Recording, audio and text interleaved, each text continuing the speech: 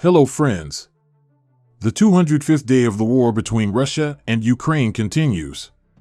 Let's look at the main events over the past day.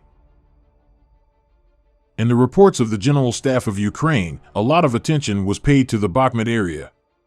In particular, it was reported about the losses of Russian landing troops.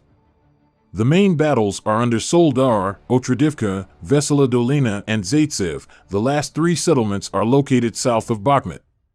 Also, the armed forces of Ukraine are repelling attacks in the area of Spern to the northeast. The Russian side claims that the Wagner private military company is fighting in an industrial zone on the eastern outskirts of Bakhmut. There is no confirmation of this information. Also, south of Bakhmut, the Russians regularly claim to have taken Kodyma and part of the heights around it, but this village is not mentioned in the reports. Closer to Donetsk, battles are taking place near Maersk near Gorlivka, near Vadiane near Avdiivka, and near Novomykhailivka near Marinka.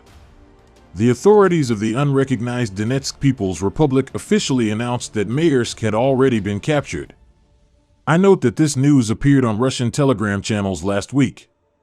But so far, these reports have not been objectively confirmed. The General Staff of Ukraine as a whole records that the enemy is not only attacking, but also trying to strengthen the first line of defense in the Donetsk and Zaporozhye directions. In this regard, the head of the unrecognized Luhansk People's Republic Posechnik said today that the offensive of the armed forces of Ukraine is going on along the entire front, and the Ukrainian army has approached the borders of the Luhansk region. The enemy has achieved certain successes. In fact, he has reached the borders of the Luhansk region, but there is no reason to panic, Posechnik said. Probably, they are referring to the battles in the area of Bilogorivka near Lysychansk, which have been reported for several days. But the Ukrainian army is advancing on the Luhansk region and to the north through the new line of defense of the Russians along the Oskol River.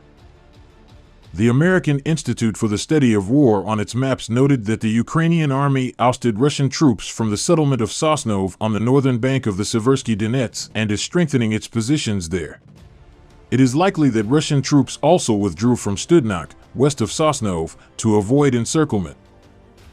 The American Institute for the Study of War claims this, referring to Russian military telegram channels.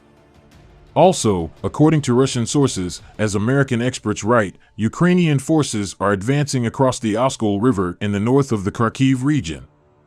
It is reported that the Ukrainian military deploy bases and artillery positions throughout the Kharkiv region, including placing artillery positions in the village of Hrynikivka on the eastern bank of Oskol near the highway. If the deployment of Ukrainian positions in Hrynikivka is confirmed, this would indicate that the Russian front line east of the Oskol River is weak, or that the positions of Russian troops in the area are further east of the river than previously thought. I note that the General Staff of Ukraine has not officially announced the release of Studnak, Sosnov, and Hrynikivka. Also, Russian telegram channels report on the ongoing battles for Lyman, a strategically important city on the left bank of the Donets, on which the Russian army is trying to build a new line of defense. If Lyman is taken by Ukraine, then this line of defense will no longer be created.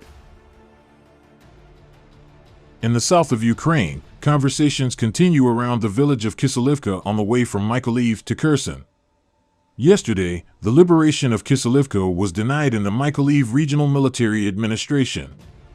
As of September 15th, the village is in the gray zone and fighting is underway, Governor Vitaly Kim said.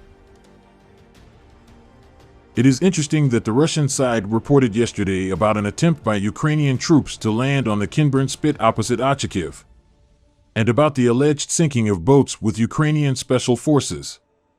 But there is no confirmation of this either from Russia or from Ukraine. That's all for now. I'm waiting for your opinion in the comments. If you liked the video, please like and subscribe to the channel. Thanks.